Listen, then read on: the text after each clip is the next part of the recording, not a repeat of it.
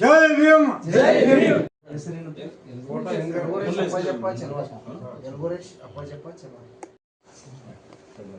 ಬಿಜಾಪುರ, ಆಗಿನ ಬಿಜಾಪುರ, ಈಗಿನ ವಿಜಯಪುರದ ಜಿಲ್ಲೆಯ ಉಪಾಧ್ಯಕ್ಷರನ್ನಾಗಿ ಜಿಲ್ಲಾಧ್ಯಕ್ಷರ ಮೇರೆಗೆ ರಾಜ್ಯ ಸಮಿತಿ ನಿರ್ಧಾರದ ಮೇರೆಗೆ ಅವರನ್ನ ಜಿಲ್ಲೆಯ ಉಪಾಧ್ಯಕ್ಷರನ್ನಾಗಿ ಇವತ್ತು ಆಯ್ಕೆ ಮಾಡ್ತಾ ಇದ್ದೀವಿ.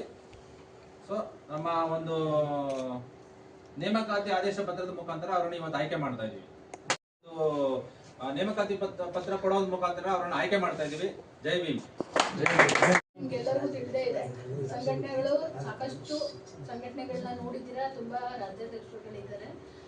ಅದೇ ರೀತಿ ಹಳ್ಳಿ ಭಾಗದಲ್ಲೂ ಸಂಘಟನೆಗಳಿದ್ದಾವೆ. ಬಟ್ ನಮ್ಮ ಜನಗಳು ಇನ್ನೂ ಎಚ್ಚೆತ್ಕೊಂಡಿಲ್ಲ. ಸಂಘಟನೆ ಬಗ್ಗೆ ಇನ್ನೂ ತಿಳುವಳಿಕೆ ಇಲ್ಲ. ಸರ್ಕಾರದಿಂದ ಯಾವುದೇ ಸೌಲಭ್ಯ ಬಂದ್ರೂ ನಾವು ಹೇಗೆ ಅದನ್ನ ಪಡೆದುಕೊಳ್ಬೇಕು ಅನ್ನೋ ಮಾಹಿತಿ ಕೂಡ ಅವರಲ್ಲಿಲ್ಲ. ಸೊ ಅದೆಲ್ಲಾನು ಕೂಡ ನಮ್ಮ ಸಂಘಟನೆಗೆ ಬರೋರು ಅಂತ ಅಲ್ಲ, ಎಲ್ಲರಿಗೂ ಕೂಡ ಅದು ಸರ್ಕಾರದ ವತಿಯಿಂದ ಪಡೆದುಕೊಳ್ಳುವಂತ ಶಿಕ್ಷಣನ ನಮ್ಮ ಸಂಘಟನೆಯಿಂದ ನಾವು ಕೊಡ್ತೀವಿ ಅಂತ ಹೇಳಲಿಕ್ಕೆ ಇಚ್ಛೆ ಪಡ್ತೀವಿ.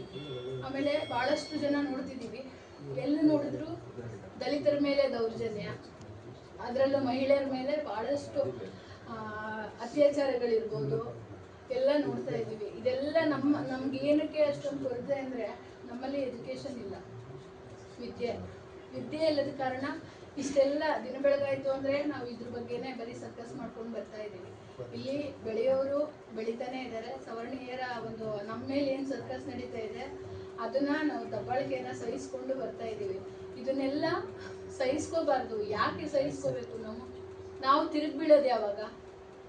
ಈಗ ನಾವು ಏನು ಕಲೀಲಿಲ್ಲ ಅಂತ ಅಂದ್ರೆ ಬಾಬಾ ಸಾಹೇಬ್ರು ನಮ್ಮಂತವ್ರಿಗೆ ಕೊಟ್ಟೋದ್ರು. ಆಮೇಲೆ ಈ ಕರ್ನಾಟಕ ದಲಿತ ಸಂಘರ್ಷ ಸಮಿತಿ ಅನ್ನೋದನ್ನ ಪ್ರೊಫೆಸರ್ ಬಿ ಕೃಷ್ಣಪ್ಪನವರು ಕಟ್ಟೋದ್ರು, ಅಂತ ಮಹಾನ್ ಭಾವರು ಕಟ್ಟೋದ್ರು.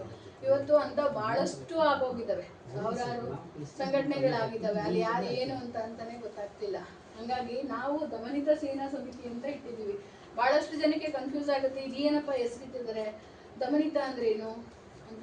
ಈಗ ಕೋರ್ಟ್ ಆದೇಶ ಇದೆ, ತಮ್ಗೆಲ್ಲ ಇದು ನಿಮ್ ಗಮನಕ್ಕೆ ಇದೆಯಾ ಇಲ್ಲ ಗೊತ್ತಿಲ್ಲ. ದಲಿತರು ಅಂತ ಪದ ಬಳಕೆ ಆಗ್ಬಾರ್ದು ಅಂತ ಅನ್ನೋ ಕಾರಣದಿಂದ ನಾವು ಅದನ್ನ ರಿಜಿಸ್ಟ್ರೇಷನ್ ಆಗಲ್ಲ ಅನ್ನೋದು ಒಂದು ರೀಸನ್ಗೋಸ್ಕರ ನಾವು ದಮನಿತ ಅಂತ ಇಟ್ಟಿದ್ದೀವಿ. ದಲಿತ ಅನ್ನೋ ಪದದ ಇನ್ನೊಂದು ಅರ್ಥನೇ ದಮನಿತ ಅಂತ. ದಮನಿತ ಅಂದ್ರೆ ತುಳಿತಕ್ಕೆ ಒಳಗಾದವರು ಅಂತ ನಾವು ಹೆಸರನ್ನ ಸೆಲೆಕ್ಟ್ ಮಾಡಿ, ಇದು ಕೂಡ DSS ಅಂತಾನೆ ಬರ್ತದೆ. ಆದ್ರಿಂದ ದಮನಿತ ಸೇನಾ ಸಮಿತಿ ಅಂತ ನಮ್ಮ ಸಂಘಟನೆ ನೇಮನ್ನ ಇಟ್ಟಿದ್ದೀವಿ. ಇಷ್ಟು ಮಾತಾಡೋದಕ್ಕೆ ಅವಕಾಶ ಕೊಟ್ಟಂತ ವೇದಿಕೆ ಮೇಲೆ ಇರ್ತಕ್ಕಂಥ ನನ್ನ ಎಲ್ಲ ಸಹೋದರರಿಗೂ ಹಾಗೂ ನನ್ನ ಮುಂಭಾಗದಲ್ಲಿ ಇರ್ತಕ್ಕಂಥ ಎಲ್ಲ ಸಹೋದರರು ಕೂಡ ನಾನು ಭೀಮಾ ವಂದನೆಗಳನ್ನ ತಿಳಿಸ್ತೀನಿ. ಸ್ವಲ್ಪ ಬೆಳಬರ ಹೆಸರಿದೆ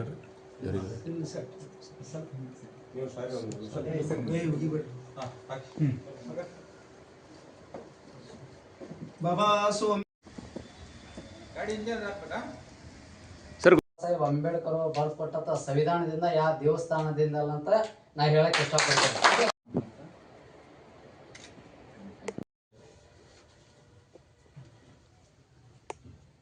ಮಾರ್ಗದಲ್ಲಿ ನಡಿಬೇಕೆಂದು ನಮ್ದು ಎಲ್ಲ ಭೀಮಾ ವತಿಯಿಂದ ಕೇಳ್ಕೊತೇನೆ. ನನ್ನ ಮಾತಾಡಿದಲ್ಲಿ ಜಿಲ್ಲೆಗೆ ನಾವು ಆಯ್ಕೆ ಮಾಡ್ತಾ ಇದ್ವಿ.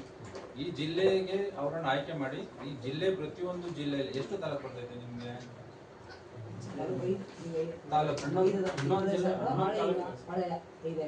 ಐದು ತಾಲೂಕು ಹೊಸದ 5 ಟೋಟಲ್ ಎಷ್ಟಿದೆ? 11 ತಾಲೂಕು ಉಸ್ತುವಾರಿನೂ ಇವರಿಗೆ ನಾವು ಸಂಪೂರ್ಣವಾಗಿ ಜವಾಬ್ದಾರಿನ ಕೊಡ್ತಾ ಇದ್ದೀವಿ. ಸರಿನಾ? 11 ತಾಲೂಕಿಗೂ ಜವಾಬ್ದಾರಿ ಇರ್ತಾರೆ. ಏನೇ ಒಂದು ಇವ್ರ ಹಂತದಲ್ಲಿ ಏನೇ ಒಂದು ಕಾರ್ಯಕ್ರಮ ಮತ್ತೊಂದು ಹೋರಾಟಗಳಾಗ್ಲಿ ಕಾರ್ಯಕ್ರಮಗಳಾಗ್ಲಿ ಏನೋ ಒಂದು ನಡಿಬೇಕಂತ ಹೇಳಿದ್ರು ಇವ್ರ ಹಂತದಲ್ಲೇ ನಾವು ಮುಂದುವರಿಸಬೇಕು. ಇದನ್ನ ರಾಜ್ಯ ಸಮಿತಿ ತೀರ್ಮಾನ ಮಾಡಿದೆ.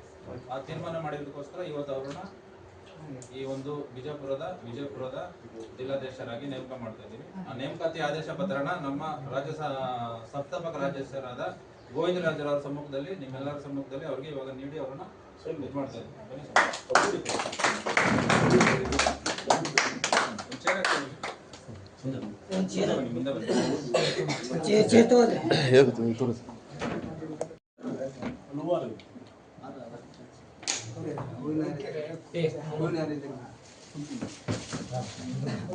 ದಮನಿತ ಸೇನೆ ಮತ್ತು ಇನ್ನೂ ಹಲವಾರು ಸೇನೆಗಳು ಇದ್ರೂ ಕೂಡ ಅದು ಎದ್ರ ಮುಖಾಂತರ ಹೋರಾಟ ಆಗ್ಬೇಕಪ್ಪ ಅಂದ್ರೆ ಮುಂದುವರಿಬೇಕಂದ್ರೆ ಕಾರಣ ನಮ್ಮ ಅಸ್ಪೃಶ್ಯರು, ನಮ್ಮ ದಲಿತರಲ್ಲಿ ಬರಬೇಕಾದಂಥ ಒಂದು ವಿಶೇಷವಾದ